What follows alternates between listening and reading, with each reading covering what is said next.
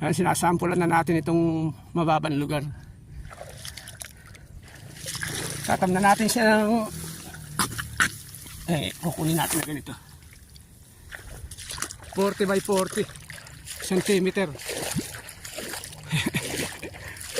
Ayan. Ayan, ganyan. Para magkaroon lang siya ng tanim.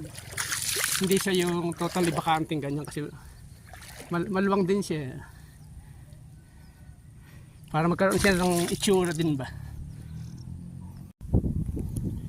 Ay, narito na tayo uli sa Barangay San Juan. Binalikan natin yung ating tatamnan. Ito yun. Gagamitan natin ng konting pampabilis. May dala tayong sako. Ito. Isasakali natin siya rito.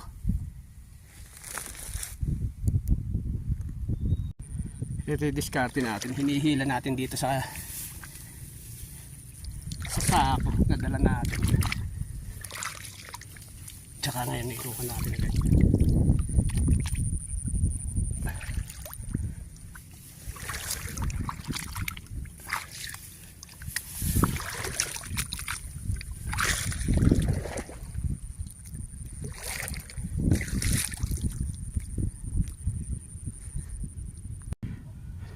Ayan yung nagawa natin. Kaya nangyariin ito bukas ng umaga. Halos nangalahati na rin.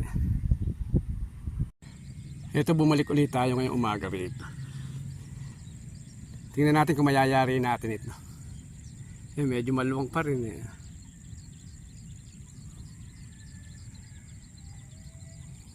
Pati ito lalagyan din natin.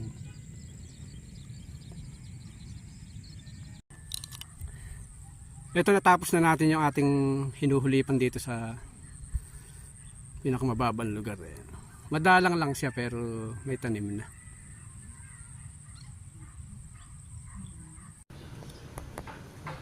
Sinasabit na natin tong Christmas light para sa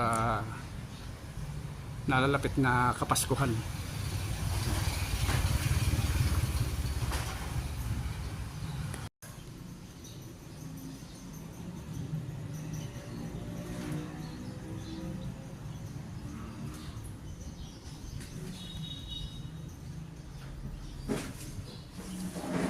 Ayan, paikot ang gagawin natin. Tsaka natin ililiko rito. Dito tayo gagawa ng saksakan. Ay, tapos na.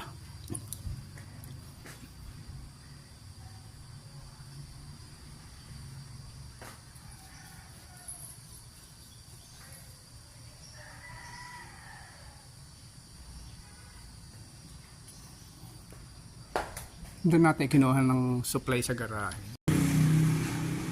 Yan na.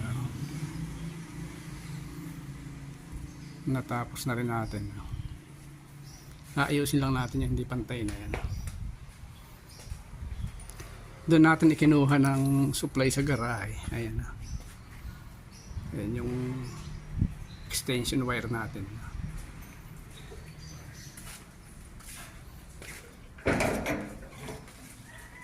Ayan, dito natin isasaksak. Ayan, yan.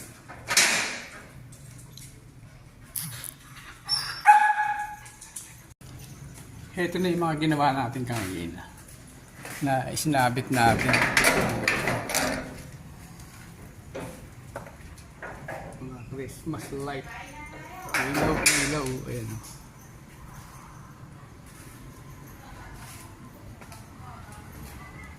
Tingnan natin dito sa harapan yung sinabit natin sa itaas.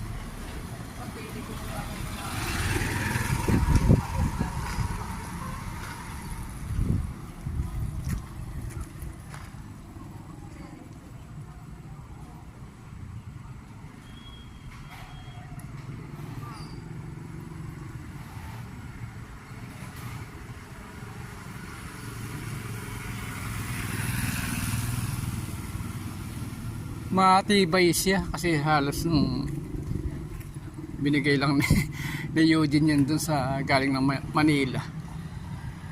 Dito, mga 3 Pasko na siguro siyang nagagamit. May tibay.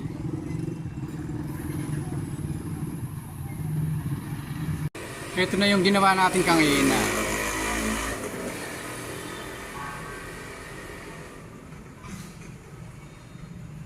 Tingnan natin yung nasa itaas. Parang may yung pula, nasira yata yung pulang iba ano, sa pumbilya niya.